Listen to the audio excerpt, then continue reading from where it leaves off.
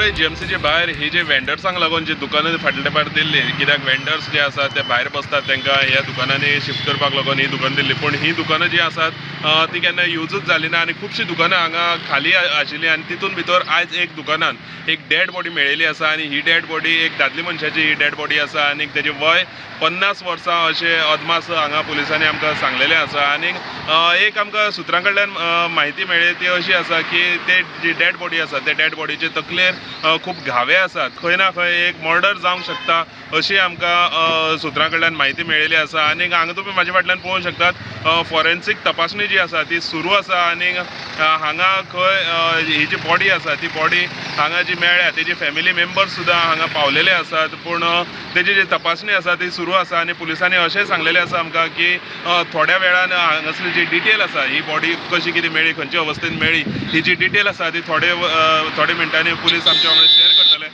ती डिटेल आमी तुमच्या मुखार घेवन येतले. पूण आतां एक म्हत्वाची बातमी ही बांबोळे सावन येयल्या.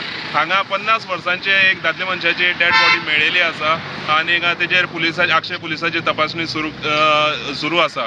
आनी त्याच बरोबर हांगा अक्षयचे PI आनी तसोच नॉर्थ गोवा SP तोवूय बी हांगा पावलेलो आसा.